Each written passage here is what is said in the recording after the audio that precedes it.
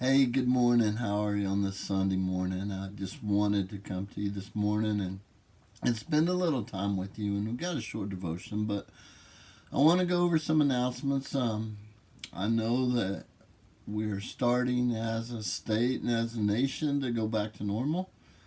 I know that they had declared this Sunday as the day that churches could open back up, but the board and the church we decided to wait one more week. Through some situations at church and just through what we thought was best. So I hope you understand and I hope you know that we want to get back to church as fast and as quick as everybody else, but we want to also do it right. So this week we are still not meeting, but next week we will be having outside church. You can pull up in your cars, you can sit in your chairs, whatever you feel comfortable with. We will be having church. We'll be having some praise and worship, and the message will go out. So plan to be there next Sunday morning, 10:30, and I'm sure we'll have some updates throughout the week. But just get that on your mind and start praying for our service and praying for our people. I know we have some that are suffering some illness right now, so pray with them. Continue to pray for all the people that are out on the front lines. People, I think we're to the point where we're going to start going back to normal. We just got to be smart about our normal. So I'm sure a lot of you either have or are planning on getting haircuts this week. So it'll be nice next Sunday to see us all trimmed up and not looking shaggy.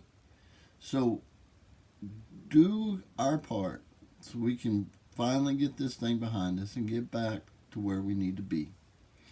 Well, this morning I just want to tell you a quick story, and I want to go over this little devotion, and I hope that it touches you like it touches me. And I want to tell you a story this morning about something that's near and dear to my heart, and that's sports. Never realized how much I like sports until there was no sports on TV. And I'm sorry, but the Hallmark Channel is not ESPN. So hopefully we're on the road back to sports. Baseball, football. It's time for sports to come back. But I want to tell you a story about James. Now, if your name's James, I'm just throwing that name out there, so don't take any offense by it. But there's this guy named James. And James had dreams of being a great and awesome football player.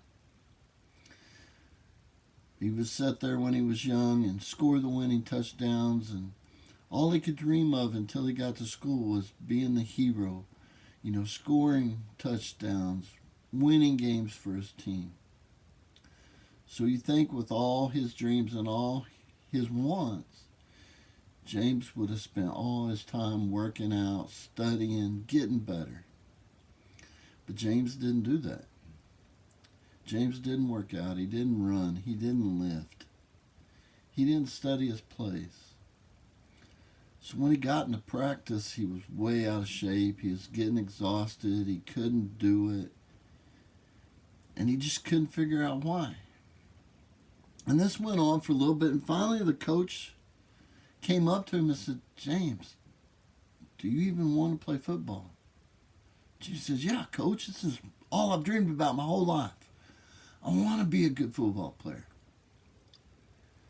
And the coach said, James, if you want to be a good football player, you need to live like it. So James kind of slowly started to work out, and he really was not patient with the results. He thought he'd go to the weight room one time and become the Incredible Hulk. But after time, with his faithfulness and his persistence, he started to get where he should have been all along. And guys, that's kind of like us. I want to read you right now. I want to read 1 Timothy chapter 4, verses 7 and 8. And it says, have nothing to do with godless myths and old wise tales. Rather, train yourself to be godly. For physical training is some value, but godliness is value for all things, holding promise for both the present life and the life to come. And then I also want to go down to verse 12, and this is something that we've read this verse, we've heard this verse, but I want to look at it just a little bit different this morning. Verse 12 says, "Don't let anyone look down on you because you're young, but set an example for believers in speech and conduct, in love and faith and purity." Now, we always use this. This is a great verse. We use it for youth ministry all the time. But I think it can also be tied to young Christians, middle-aged Christians, people that have been saved and going to church for 60 years. Don't let them look down on you. Be an example. But guys, if we go back up to that first part of Timothy, when it talks about don't worry about the stuff that don't matter, but train yourself to be godly. You know, all of us in our minds, we want to be good Christians. None of us ever set out to be bad. But sometimes we don't want to put in the effort. You know, there's a lot of people that like to do stuff for show. They don't want the meaningful inside part of it. They just want to be seen. But what if we did like this coach and what Timothy is telling us? If we trained ourselves to be godly, if we practiced by studying the Word, by praying, by praising and worshiping, true worship, what great things could come. What examples could we be if we could just train the way the athletes train? Man, you watch some of these workout videos of some of these professional and college athletes, and for one, 5 minutes into it, I'd be dead. But that's their job, and they put everything into it.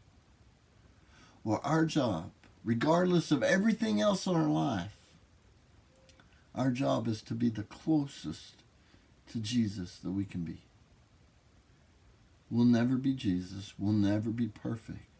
But we have to have that strive to be as close as we can. So this week I challenge you. Let's start practicing. It's getting into summer workout time. It's nice in the mornings. Let's pray. Let's worship. Let's meditate on His Word.